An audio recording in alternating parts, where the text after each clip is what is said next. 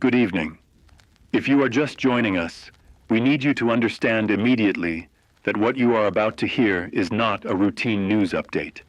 We are interrupting our scheduled programming because something is happening right now. Something that our editorial team has been debating how to characterize for the last 22 minutes. And the honest truth is, we do not yet have the vocabulary for it. My name is Alex Mercer. Beside me is my colleague Sierra Lane. We are broadcasting live from the Silent Waves Emergency News Center, and we are going to stay on air for as long as this event demands.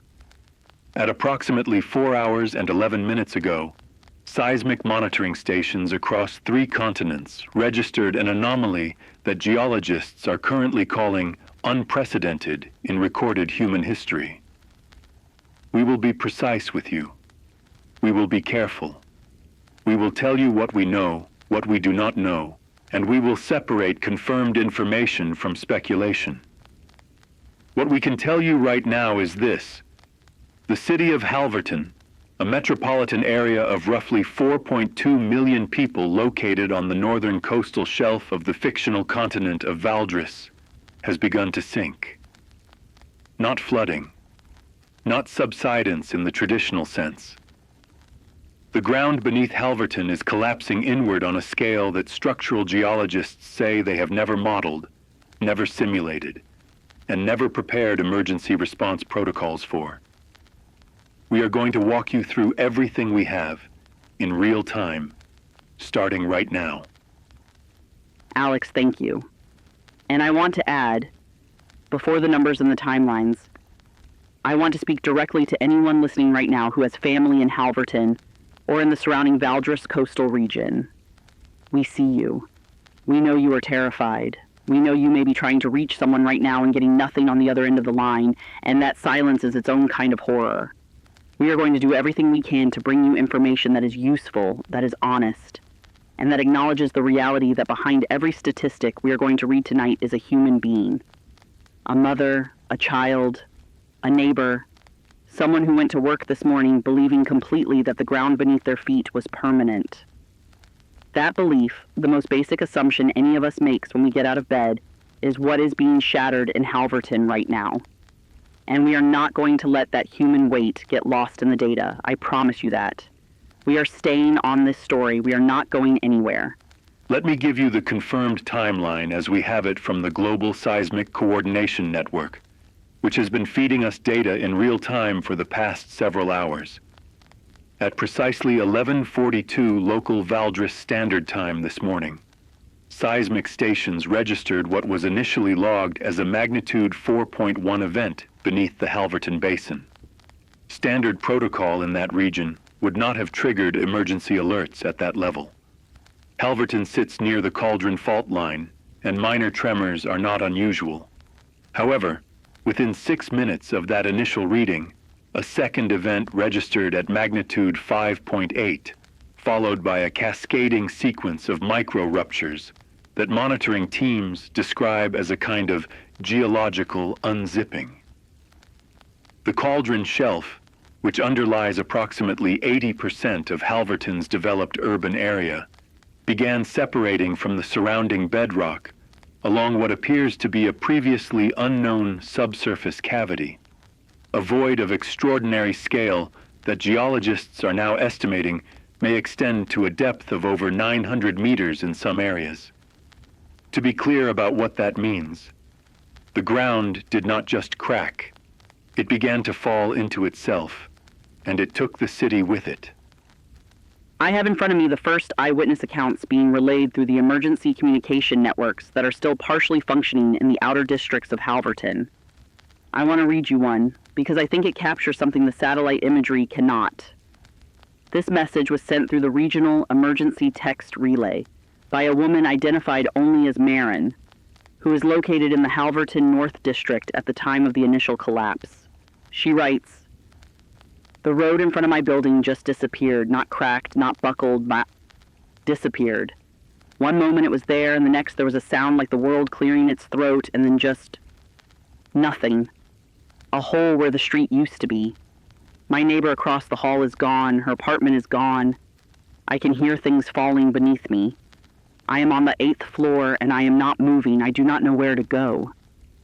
That message was received approximately 40 minutes after the initial event. We have not been able to reestablish contact with Marin. We are going to continue trying. We are now approximately 4 hours and 30 minutes into this event, and I want to give you the first structured casualty estimate, with the strong caveat that these numbers are almost certainly incomplete and will change significantly as communications improve. The Valdres National Emergency Authority has issued a preliminary estimate of between 12,000 and 40,000 people who may be in the direct collapse zone as of this hour. That range is enormous, and deliberately so. The uncertainty reflects how little verified information is coming out of central Halverton at this moment. Emergency responders report that the collapse area is not static. The sinkhole, and we are now using that term formally, confirmed by the geological team at Valdres State University, is continuing to expand at what responders describe as an active rate. The outer perimeter of the collapse zone has widened by an estimated 240 meters in the last hour alone. Emergency services are being pushed back repeatedly as the ground they establish staging areas on continues to become unstable. The evacuation of Halverton's outer districts, the neighborhoods beyond the primary collapse zone, began approximately 2 hours ago, and what is coming through from relief workers and municipal officials is a picture of both incredible organization and profound human chaos.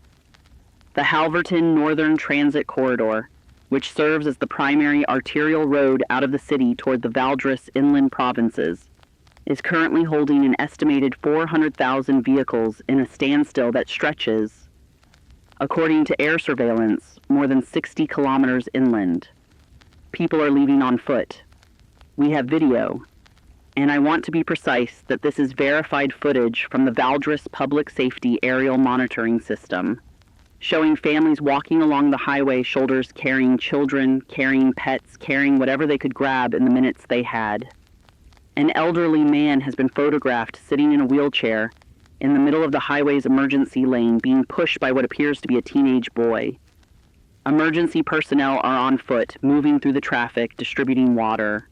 The images are extraordinary. The courage in them is extraordinary. I want to expand the geographic picture for our listeners, because Halverton is not the only affected area at this hour. Geological data we are receiving from the wider Valdres coastal region indicates that the subsurface cavity system, the void structure underlying Halverton, appears to extend significantly further than initially modeled. The Valdres Port Authority has issued a Level 3 emergency closure of the Port of Calder, which is the second largest shipping port in the northern hemisphere of this continent and is located approximately 80 kilometers south-southwest of Halverton. The closure is precautionary at this stage. There has been no collapse event in Calder, but structural assessments of the port's foundational infrastructure are showing stress readings that authorities are taking seriously. Additionally, the Halverton International Airport, which processed approximately 31,000 passengers per day, has been rendered completely non-operational.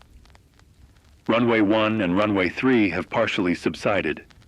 Air traffic that was inbound to Halverton has been rerouted to Mirren Regional Airport, which is currently reporting terminal saturation and significant delays across all arriving flights. We are receiving viewer messages now through the Silent Waves emergency broadcast relay system, and I want to share some of them because they are coming in extraordinary numbers and they represent people who need to feel heard right now. This one comes from a listener who identifies themselves as Dorian, writing from the city of Stenval, which is approximately 300 kilometers north of Halverton. Dorian writes, "My sister lives in the Halverton Central District with her 2 children, ages 4 and 7. I have not heard from her since this morning. I have called every number I have. I need someone to tell me she got out. I don't know what to do with my hands right now. I keep picking up my phone. Dorian, we hear you. We do not have information about individuals in the collapse zone at this time, but we are going to direct you and everyone in your situation to the Valdres Emergency Family Tracking Service, which has been activated and can be reached through the National Relay Network. Please keep trying. Do not stop trying. We are now 6 hours into this event, and I need to update the casualty numbers and the structural assessment. The Valdres National Emergency Authority has revised its estimated casualty figures upward. The current official estimate acknowledges a minimum of 31,000 confirmed fatalities in the primary collapse zone, with the range for total casualties, including those trapped, missing, or unaccounted for, now being cited at between 150,000 and 220,000 individuals. I want to be absolutely clear about what those numbers represent. The primary collapse zone has now consumed an estimated 40% of Halverton's developed urban core. That includes the Halverton Central Business District, the East Bridge residential borough, which alone housed approximately 800,000 residents, and the entirety of the Halverton Medical Complex, which was the region's largest healthcare facility. The loss of that medical complex is catastrophic not merely in human terms, but in logistical terms. The facility housed the region's primary trauma center, its blood bank, its emergency command infrastructure, and its regional disease surveillance center. All of that is gone. 6 hours in, and I want to talk about something that is emerging from the outer districts of Halverton. Something that I think is important to name clearly because it speaks to who people are when the worst happens. Rescue operations being conducted by volunteer civilian teams have so far pulled an estimated 4,000 survivors from buildings and structures at the perimeter of the collapse zone, buildings that partially collapsed but did not disappear into the void. These are not trained rescue workers in most cases. These are Halverton residents who got out, turned around, and went back in. A transit driver named Oswin reportedly made 11 consecutive runs back into the evacuation zone before the road he was using became impassable, carrying survivors each time in his transit bus, refusing to leave until he physically could not return. A group of university students from the Halverton Institute of Engineering organized a structural assessment team using knowledge from their coursework and guided survivors out of 2 partially collapsed residential towers in the Westmere district. These acts are happening everywhere in the outer zone, largely undocumented, largely unreported, in the dark and the dust of a city that is falling apart beneath people's feet. I need to update the international dimension of this story, because in the last 90 minutes it has expanded significantly. The Valdres government has formally invoked the International Geological Emergency Protocol for the first time in the protocol's 30-year history.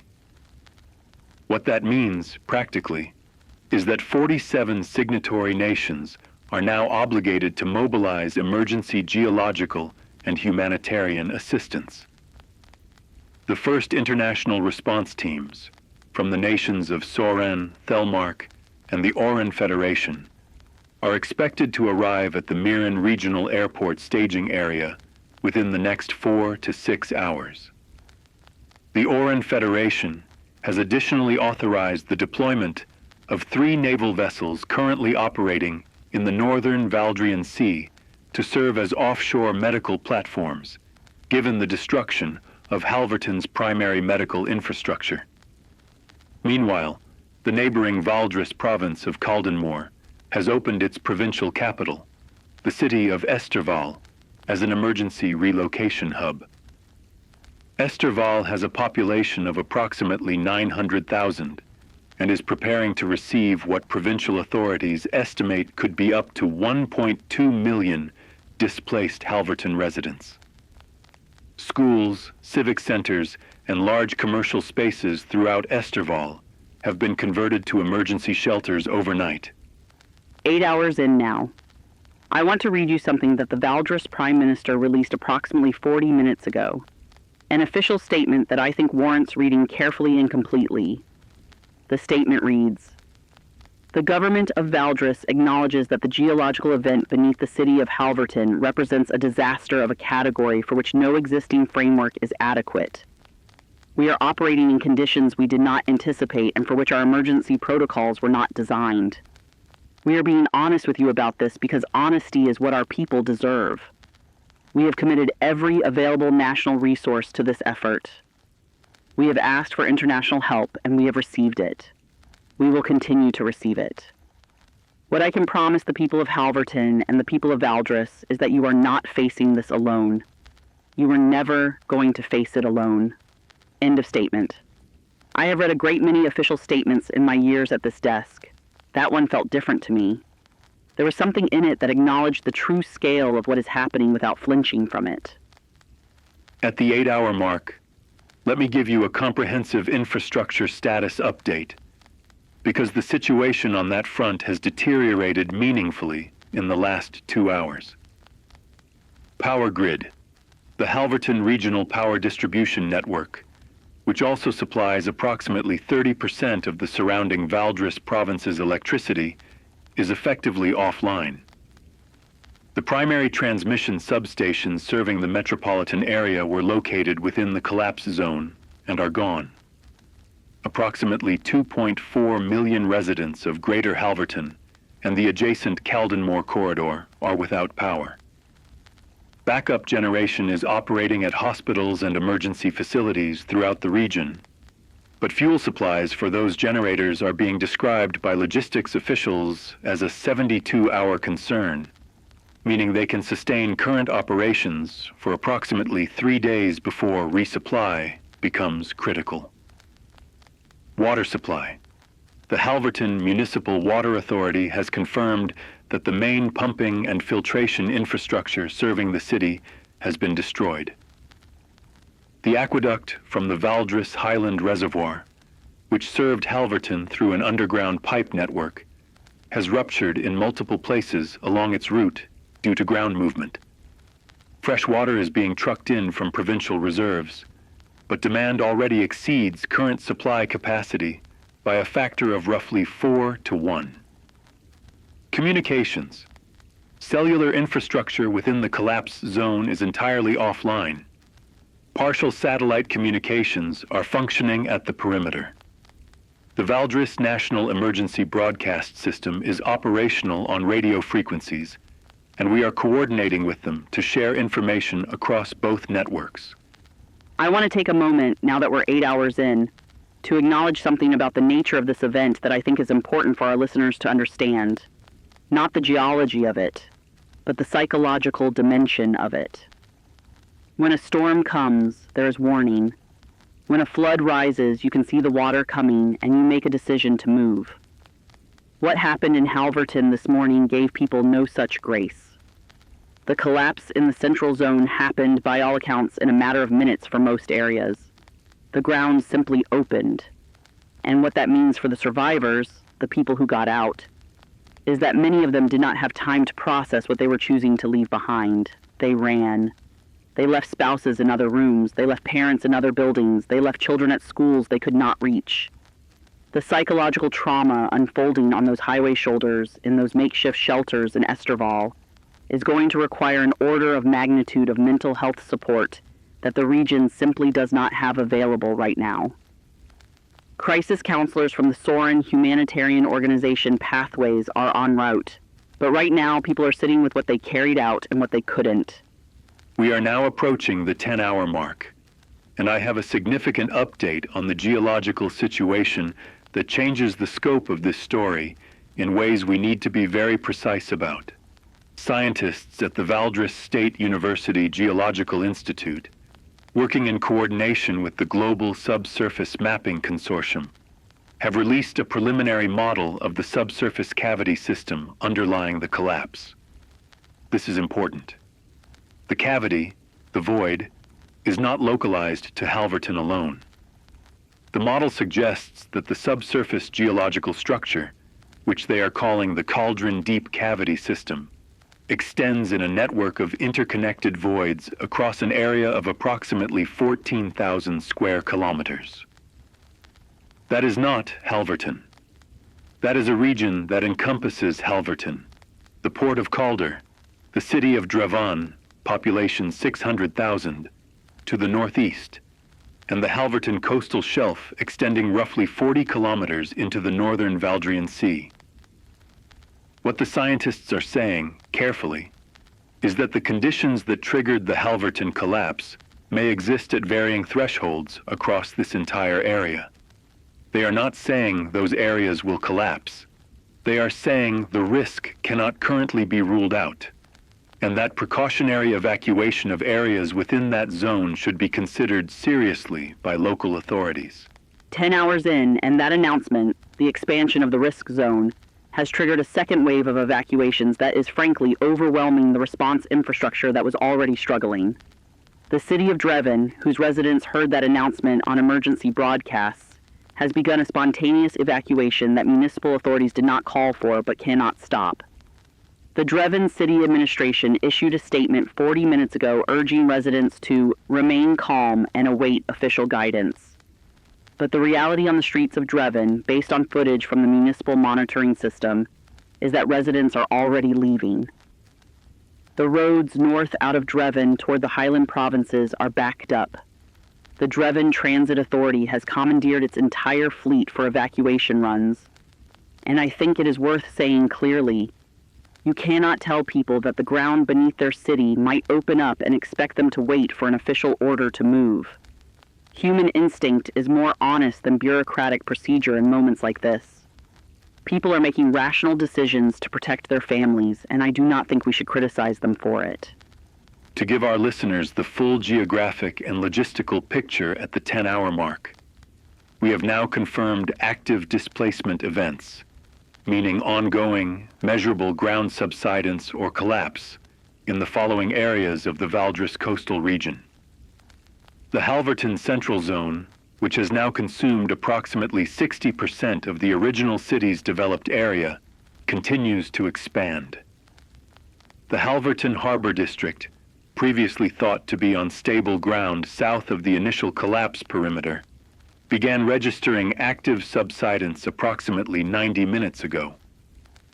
The harbor itself, which served as a staging area for maritime emergency response and was receiving supply vessels, has now been declared unsafe for operations. 3 Coast Guard vessels that were docked there have been ordered to sea. Additionally, a secondary collapse event has occurred in the industrial district of Calder Port. 30 meters of waterfront and 2 warehouse structures have fallen into a newly formed fissure that opened along the port's southern cargo terminal. No casualties have been confirmed in that event at this hour, as the port had been evacuated precautionarily, but the loss of that infrastructure is significant. Calder Port handled a substantial portion of the region's imported food supply, pharmaceutical goods, and emergency fuel. With it offline, the supply chain disruption for the broader region is now being classified as a formal supply emergency. 12 hours. Midnight local time in the Valdres region. And I want to give our listeners a sense of what the night looks like on those evacuation routes, because daylight was a mercy people are no longer receiving. The Valdres Interior Ministry has released figures suggesting that approximately 1.8 million people are currently in some stage of evacuation across the greater Halverton and Dreven metropolitan regions. Of those, an estimated 260,000 are currently without confirmed shelter, meaning they are on the roads, in vehicles, on foot, or in informal encampments at roadside service areas and open fields. Temperatures in the Valdres northern interior are dropping overnight.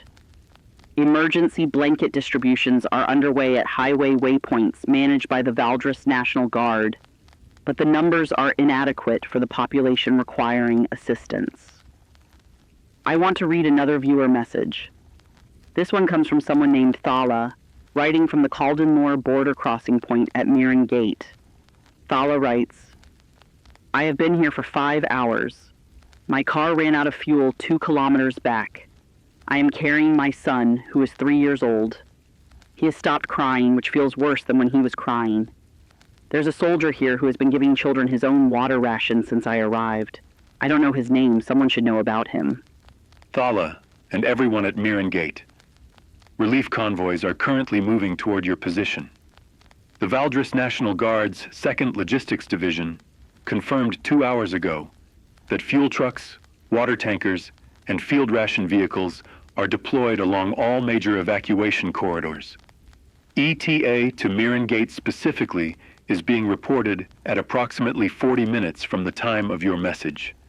I want to now address the international response because it is accelerating rapidly and it matters.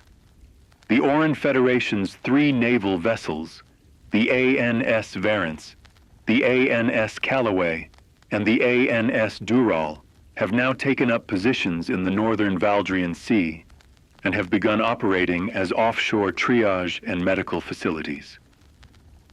The Varence alone has the capacity to accommodate 800 patients and carries a surgical team of 42. Additionally, the nations of Sorin, Thelmark, the Kellyan Republic, and the Grand Union of Morvain have each contributed heavy lift helicopter assets that are now operating in coordination with Valdris Emergency Services, conducting search and rescue at the collapse perimeter.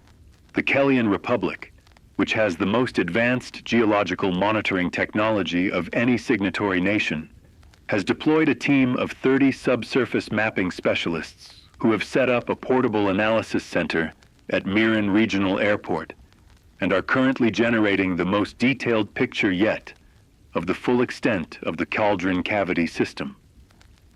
The Kellyan mapping team's preliminary findings, and I want to say this carefully because these are preliminary, are being described by geological officials as alarming, not a word that scientists use loosely. What they have found using deep penetrating ground radar that was flown in from the Kellyan capital of Ostrom specifically for this deployment is that the cauldron cavity system is not merely extensive, it is actively expanding. The voids underground are growing as the surrounding geological structure becomes destabilized. Think of it this way. When a sinkhole forms, the ground on its edges does not immediately give way, but those edges are now carrying load they were not designed for, and they are under constant stress. What the Kellyan team's radar is showing is that the edges of the existing collapse in Halverton are not stabilizing. They are continuing to fail, slowly but measurably, outward. And in 2 locations along the cavity system's mapped perimeter, one near the town of Selwick, population 40,000, and one beneath the coastal highway linking Halverton to Dreven, the radar is showing void structures at depths shallow enough to produce surface events with relatively little additional stress. Selwick has been placed under immediate mandatory evacuation order as of 45 minutes ago. 14 hours into the event. I need to give you the casualty update, and I need to give it to you straight. The Valdris National Emergency Authority, in coordination with international humanitarian observers, has issued a revised casualty estimate. Confirmed fatalities in the Halverton collapse zone now stand at a minimum of 87,000 people. That number reflects only those for whom there is either direct evidence of death within the collapse zone or confirmed absence from all shelter and tracking registries. The total missing and unaccounted for figure, which encompasses individuals in the collapse zone who have not been confirmed as survivors and cannot be confirmed as deceased, currently stands at an additional 240,000 people. International humanitarian law requires that missing persons in an active disaster zone be treated as potentially alive until confirmed otherwise. But the geological reality of the Halverton Central Zone, where the collapse has reached depths exceeding 300 meters in some areas, makes the probability of survival in those zones extremely low. We are not going to tell you what to conclude. We are going to give you the numbers and let you understand them. 14 hours in, and I want to talk about the hospitals, not the destroyed ones. We know about those. The ones that are still standing, still functioning, still trying. Esterval General Hospital in the relocation hub city has been operating in surge capacity for over 12 hours. Their emergency department was designed to handle approximately 200 patients per day. In the last 14 hours, they have admitted over 4,000. Their surgical teams have not left the operating rooms. The hospital's chief of trauma surgery, who gave a brief statement to Valdres Public Radio an hour ago, said, and I am quoting, "We are not sleeping. We are not stopping. We have had donations of blood from 700 local residents in the last 6 hours. We have run out of some medications. We have improvised. That is what medicine is at its core, improvisation in service of the living." The Esterval General Staff is representative of what is happening across every functional medical facility in the Calden-Moore corridor. 12-hour shifts becoming 20-hour shifts. Nursing students working alongside senior surgeons. Retirees returning to help. The medical community's response to this disaster is one of the things I think history will document with respect. I want to address something that has become a significant logistical concern in the last 2 hours, and that is the status of the Valdres National Food Supply Chain. Prior to this event, the Halverton region, including the port of Calder, handled approximately 38% of Valdres's imported food commodities. Calder Port's closure has effectively severed that supply line. Additionally, the Halverton Regional Agricultural Processing Center, which coordinated distribution for the northern farming provinces, was located in the Eastbridge district and is within the collapse zone. The Valdres Ministry of Commerce has issued a formal food security advisory, noting that current national stockpiles are sufficient for approximately 19 days at normal consumption rates. However, with 2.3 million displaced individuals now concentrated in the inland provinces and requiring emergency food provision, consumption rates are elevated and distribution is impaired. The government has invoked emergency requisition authority to redirect food stores from commercial warehouses throughout the country, and 6 international aid organizations have pledged emergency food shipments to be routed through the alternative port of Vanel on the western coast. Those shipments are estimated to arrive in 72 to 96 hours. 16 hours. The sun will rise over Valdres in approximately 3 hours. And I want to share something that came through the emergency relay about 40 minutes ago that I think belongs in this broadcast. A message from a man named Corvin, who is a resident of the Halverton Eastbridge borough, the residential district that is now almost entirely within the collapse zone. Corvin writes, "I worked 31 years as a groundskeeper at the Eastbridge Community Gardens. 4 acres in the middle of the city. People brought their children there. People got married there. There was a tree near the eastern gate that my grandfather planted. I thought about that tree when I was running. I thought about it the whole time. I hope someone else thought of it too. I hope I'm not the only one who remembers it." Corvin, you are not the only one. We heard you. And we want you to know that the things you remember, the 4 acres, the tree, the people who brought their children, those exist now in the places where memory lives, and memory is not geography. What you carry of that place is real, even if the place itself is gone. 17 hours into the event, and I have a significant geological update that represents the most serious escalation of this crisis since the initial collapse. The Kellyan Geological Mapping Team, now working in conjunction with the Global Subsurface Mapping Consortium, has confirmed what their radar data has been suggesting for the past several hours. The cauldron cavity system is not a single localized phenomenon. It is a regional geological structure, one that formed over an estimated period of 30 to 50,000 years through a combination of underground water erosion, the dissolution of a soluble rock layer called the Valdrian limestone belt, and the pressure dynamics of the cauldron fault system. And their updated models indicate that the system extends in its full mapped extent beneath an area that includes not just the Halverton region, but portions of the neighboring coastal nation of Selene to the north.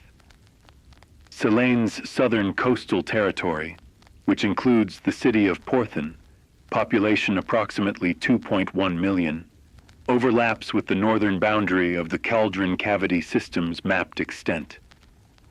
The Kellyan team has transmitted this data to the Selene government. Selene's Prime Minister has convened an emergency session of the Selene National Security Council. The International Geological Emergency Protocol has been expanded to include Selene as an affected nation. I want to make sure our listeners understand what that expansion means in human terms. Porthen, Selene's largest coastal city, is not in a collapse event right now. There is no current sinkhole in Porthen. What the scientists are saying is that the geological conditions that led to the collapse of Halverton, conditions that existed invisibly beneath that city for tens of thousands of years before triggering this morning, those same conditions exist beneath portions of the Selene southern coast. And the stress event in Halverton may have altered the equilibrium of the broader cavity system. Selene's government has a very difficult decision to make in the next few hours. Whether to order precautionary evacuations of Porthen and the surrounding coast, which would require moving over 2 million people with very little infrastructure prepared for it, or to wait for more specific geological data before triggering that level of disruption. There is no right answer to that decision that doesn't carry enormous consequences either way. And I think it is worth naming that the people making that decision, government officials in the Selene National Security Council, are human beings doing their best with imperfect information in the middle of the night, and the weight of that responsibility is extraordinary. I can report that Selene has, as of 40 minutes ago, issued a precautionary evacuation advisory. Not a mandatory order, but a strong advisory, for all residents within 15 kilometers of the Selene southern coastline between the cities of Porthen and Kalsmere. That advisory covers an estimated population of approximately 800,000 people. Early reports suggest compliance is high, unsurprising given that the news from Halverton has been broadcasting across Selene all day. The Selene government has also formally requested the immediate deployment of additional geological monitoring equipment to the Porthen Basin from the International Geological Monitoring Reserve, a multinational stockpile of scientific equipment maintained for precisely this kind of emergency. Equipment is being airlifted from the reserve's storage facility in the city of Toraval in the nation of Thelmark, with an estimated arrival time of 6 hours. 18 hours in, and I want to take stock of what has happened to the people of Halverton specifically, because in the scale of international coordination and geological systems and logistics, it becomes possible to lose sight of the individual city that started all of this. Halverton no longer exists as a functional urban entity. Approximately 70% of its developed area has now been consumed by the collapse. The remaining 30%, primarily outer suburban districts to the northwest, are in various stages of evacuation or abandonment. Buildings stand, roads still run, but essentially no one is there. The lights are off, the shops are shuttered. A city of 4.2 million people has been emptied and largely destroyed in 18 hours. There is no precedent for that in modern history. Urban planners, disaster specialists, and historians consulted by our team over the course of this broadcast have said, repeatedly and with evident difficulty finding words, that they do not have a reference point. A city of this size simply does not cease to exist in a day. And yet, Halverton has. That fact is going to take years, perhaps decades, to fully absorb. At the 18-hour mark, I want to update the confirmed international response force currently operating in the region. 41 nations have now deployed personnel or resources. The total international emergency personnel now in the Valdres and Selene theater stands at approximately 34,000. This includes 12,000 military and National Guard personnel from 7 nations, assisting with logistics, search and rescue, and security. Security is a dimension of this crisis that I want to address directly, because it has become a concern in the last several hours. Reports from the Esterval relocation hub and from several major highway waypoints indicate isolated incidents of conflict over resources, primarily over food, water, and fuel. Valdres National Guard units have been repositioned to address these incidents, and officials have described them as manageable at present. However, with 1.8 million displaced people under extreme stress and inadequate resource supply, the social dynamics of prolonged displacement are a concern that emergency management professionals are actively monitoring. The Valdres Home Ministry has issued a public statement urging calm and community solidarity, and noting that additional supply convoys are en route. Those are not just reassuring words. The convoys are confirmed and trackable in the logistics system. But the time between the message and the arrival of the actual water and food is where things become difficult. I have a message I need to read. It came through approximately 20 minutes ago, and our editorial team debated whether to include it. And I decided it had to be included because it is honest and real. It is from a listener named Renata, who is currently in the Esterval Relocation Center, and writes, "I don't want to hear any more about courage and resilience. I'm exhausted. My children are exhausted. We have been sitting on the floor of a school gymnasium for 15 hours. My youngest has a fever, and the medical tent here is full, and we keep being told to wait. I lost my home today. I lost my entire life today. I'm not feeling resilient. I'm feeling broken. Please just tell me the truth about when this is going to be over." Renata, I'm going to honor your honesty with honesty in return. We don't know when this is going to be over. We don't know yet how much worse it is going to get. What we know is that more medical personnel are being directed to Esterval. A convoy including 12 field physicians and 4 mobile medical units left Mirren Gate 40 minutes ago and is en route to your location. And your children's fever will be seen. I do not say that to minimize what you've told us. I say it because I believe it to be true and because you deserve honesty, not comfort. 20 hours in, the Selene southern coast situation has escalated. At approximately 2 hours ago, ground-based monitoring sensors newly deployed near the town of Kalsmere registered the first active subsidence readings in Selene territory, a localized but measurable depression of approximately 4 meters across a section of the coastal highway south of Kalsmere. That event is small in scale compared to what occurred in Halverton, but it has confirmed what the geological models suggested. The cauldron cavity system is not merely a Valdres problem. It has crossed the national boundary. The Selene government has now upgraded its advisory to a mandatory evacuation order for the entire southern coastal region, encompassing an area of approximately 1.4 million residents. Selene's infrastructure was not prepared for an evacuation of this scale. Their largest previous mandatory evacuation was approximately 80,000 people during a coastal storm event 4 years ago. The difference in scale between that and 1.4 million is not merely a difference in number. It is a difference in kind. Selene's highway network is already failing under the load.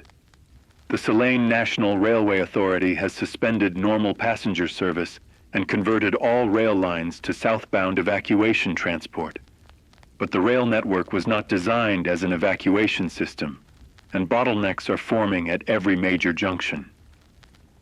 20 hours into this event, the global community is becoming viscerally aware that what is happening in Valdres and Selene is not a contained regional disaster. The economic dimensions of this crisis are beginning to register on international markets and supply networks. The port of Calder handled cargo from 63 nations before this event. Global shipping rerouting is already underway and creating ripple effects throughout international logistics networks. The Valdrian Sea shipping lane, which passes through the area of active geological instability, has been designated a navigational hazard zone by the International Maritime Safety Board. 17 cargo vessels currently in transit through that corridor are being rerouted. The global price of fuel, food commodities, and industrial materials that move through the Calder-Halverton complex is rising on international exchanges. These are abstract numbers to most people, but they translate ultimately into cost at grocery stores and fuel stations in cities far from Valdres. Cities where people are watching this on their screens and wondering rightly when this disaster touches their daily lives. 22 hours in. I have the most serious geological update of this broadcast, and I am going to deliver it exactly as the science team at the Kellyan Mapping Center delivered it to us. 45 minutes ago, deep radar readings from the monitoring network, now spanning the full extent of the mapped cauldron cavity system, recorded what the lead geologist described as a phase transition in cavity behavior. In plain terms, the voids in the subsurface geological structure, which had been expanding gradually under increasing stress, have begun interconnecting at depth. The individual pockets of the cavity system are merging into a single, vast, continuous void structure beneath an area that now spans portions of both the Valdres and Selene coastal regions. The implication of this, which the scientists stated directly and without hedging, is that the surface above this interconnected void structure has lost the distributed support that individual separated cavities provided. The entire surface above the interconnected zone is now, in the geological team's words, potentially critically unsupported. The area of this interconnected zone encompasses approximately 8,600 square kilometers. Within that area, parts of which are already evacuated, and parts of which are not. The estimated remaining population at risk is being cited at between 300,000 and 450,000 people. There's a section of the Selene southern coast, the town of Mercer and its surrounding communities, about 62,000 residents, that was in the advisory zone, but not the mandatory evacuation zone, and that population is now being told to move immediately. Emergency alerts are going out right now through every available channel in Selene. The town of Mercer's mayor gave a statement through Selene Public Radio approximately 20 minutes ago. He said, and I want to read this precisely, "If you are in Mercer and you are hearing my voice, you need to leave now. Take your family and walk north if you have no vehicle. Do not wait for a convoy. Do not wait for more information. Leave now. The ground under our town may not hold through the night." I have been in journalism for many years. I have covered disasters. I have covered wars. I have sat in this chair through many terrible nights. That statement from the Mercer mayor is one of the most frightening things I have ever been asked to read aloud. Not because of the words themselves, but because of the certainty behind them. 23 hours into the event, and I want to give the most comprehensive casualty and displacement summary of this broadcast. Confirmed fatalities across the Halverton collapse zone and related events now stand at 141,000.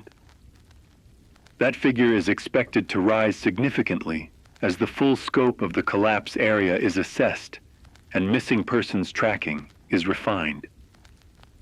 Total displaced persons across Valdres, Selene, and immediate border regions, approximately 2.6 million people. Total area of confirmed active surface collapse or critical subsidence, approximately 6,000 square kilometers, with the additional 8,000 plus square kilometer zone of the interconnected cavity system under active risk assessment. International response forces deployed 47 nations, approximately 51,000 personnel. Offshore medical capacity, 12 vessels from 8 nations now operating in the northern Valdrian Sea. Emergency food aid committed, sufficient for approximately 40 days at current deployment scale. Communications infrastructure in the collapse zone, effectively zero. In the evacuation corridors, approximately 40% of normal capacity. In the wider region, functional but stressed. The last few messages coming through the relay in this 23rd hour. I want to read them before the hour turns because they belong in this record. From a listener named Even, writing from a Navy vessel in the Valdrian Sea. We are receiving survivors who were on coastal vessels when the harbor infrastructure collapsed. One woman we pulled from the water had been treading water for 4 hours. She is 67 years old. When she got on deck, she asked if her city was still there. We didn't know how to answer her. From a listener named Cyril in Esterval. My neighbor from back home found me at the shelter today. We didn't know each other well, just nods in the hallway. We held each other and cried for a long time. I think that is how it works now. We will have to know each other better. From someone who did not give a name. I used to complain about my apartment, too small, too loud, bad plumbing. I would give anything to hear that plumbing right now. We are now 24 hours from the initial seismic event beneath the Halverton Basin, and I want to give our listeners the clearest and most complete picture that this broadcast can provide of where this crisis stands and where it goes from here. First, the geological situation. The cauldron cavity system's interconnected void phase has not yet produced the catastrophic surface event that scientists feared most, a total sudden collapse of the interconnected zone. That has not happened. What has occurred instead is a continuation of the graduated, expanding collapse pattern that began with Halverton. Over the past 24 hours, the collapse zone has expanded across a territory roughly the size of a mid-sized nation. It continues to expand, but the rate of expansion has, according to the Kellyan mapping team, measurably slowed in the last 2 hours. Scientists are cautious. They emphasize they are not declaring stability, but they say the rate reduction is detectable and real. It represents, they say, a possible indication that the stress-driven expansion phase may be approaching a natural limit as the system reaches equilibrium between the void structure below and the collapsed terrain above. 24 hours, a full day. I want to tell you what the world looks like at this hour from the human side of everything Alex has described. The city of Halverton is gone. Not metaphorically, structurally, geographically, functionally gone. The city of Dreven, which began evacuating in response to the risk advisory, is approximately 40% emptied and has not experienced active collapse. Residents who remained are being urged to continue orderly evacuation while the city remains standing. The coastal communities of southern Selene are empty. The town of Mercer has been fully evacuated.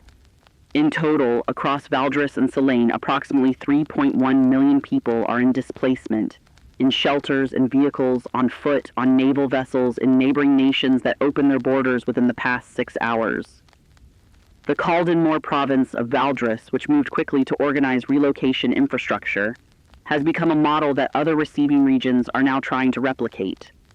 The people of Caldonmore have, by every account we have received, opened their communities with a generosity that is difficult to describe without sounding like we are exaggerating, and we are not.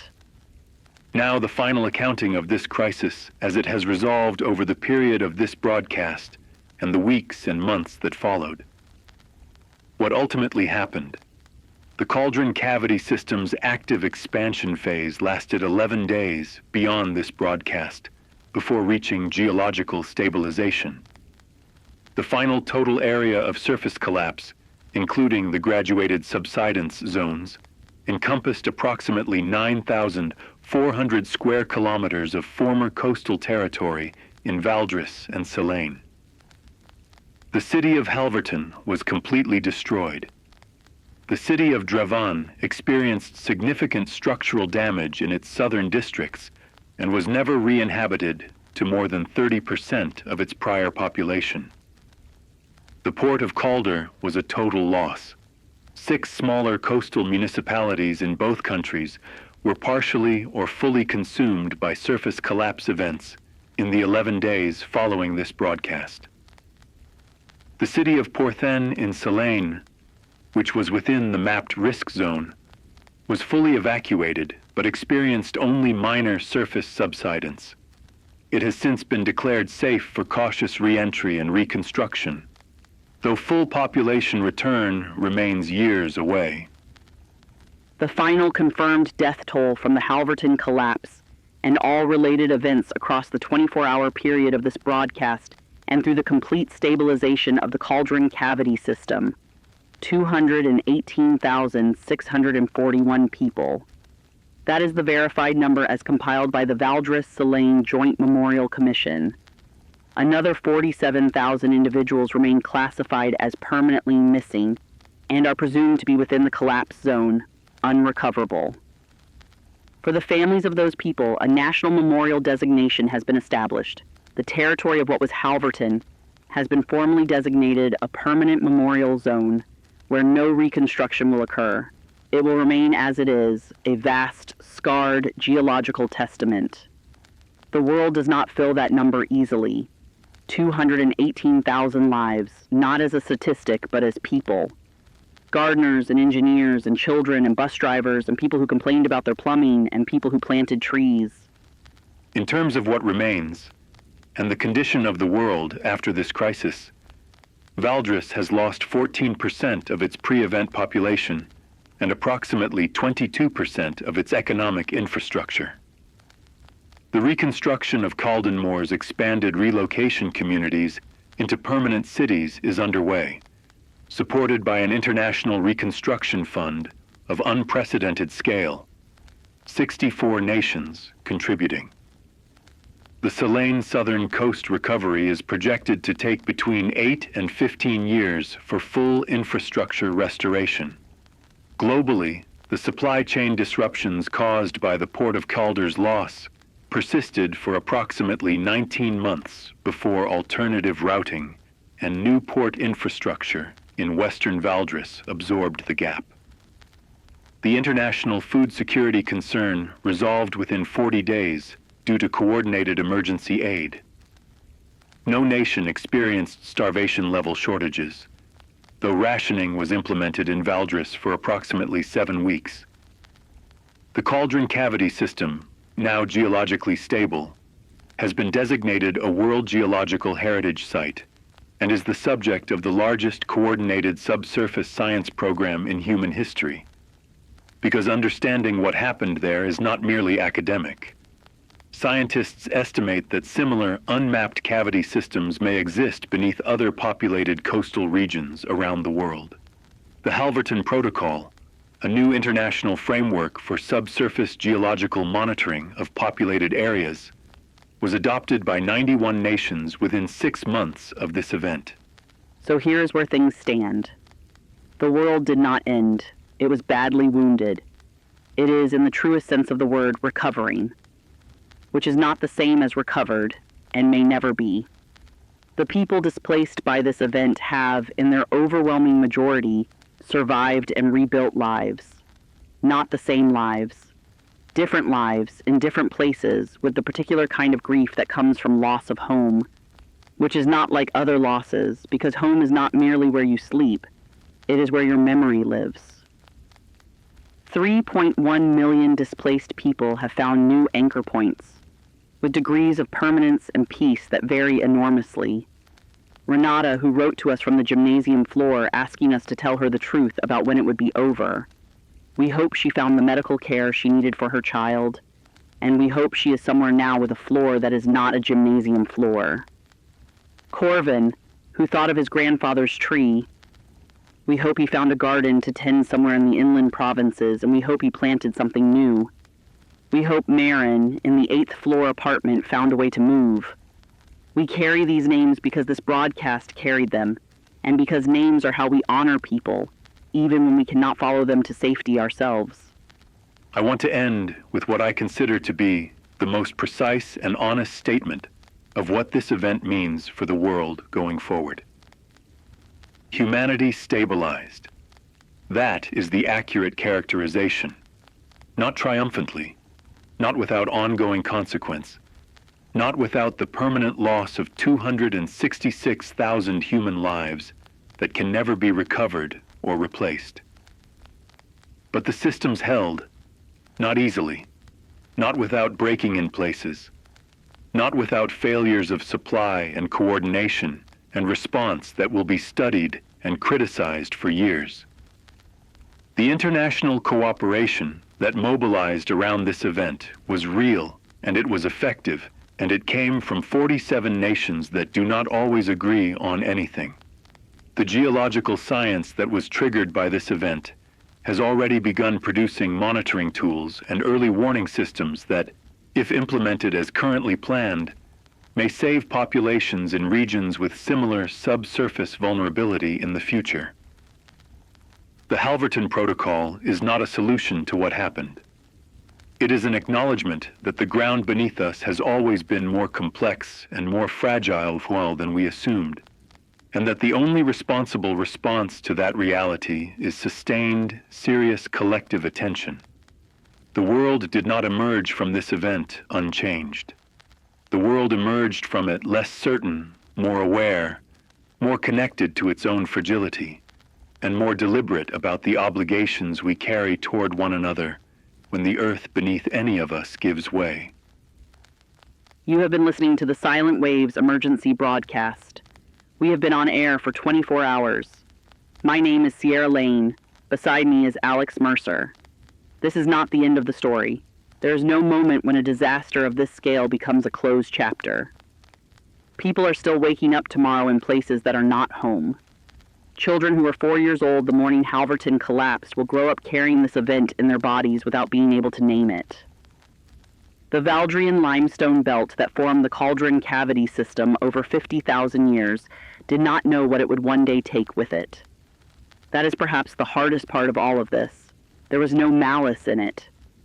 The earth simply did what geology does, and the people were there, and they were not ready, and some of them survived and did extraordinary things, and some of them did not survive, and all of them mattered. We will remain in this chair for as long as you need us. The broadcast continues. The world continues. The people continue. We will not stop reporting. We will not forget who we were talking about. Good night, and stay with us. For the Silent Waves Emergency News Network, I'm Alex Mercer. And I'm Sierra Lane. Stay safe. Stay together. We'll be right here.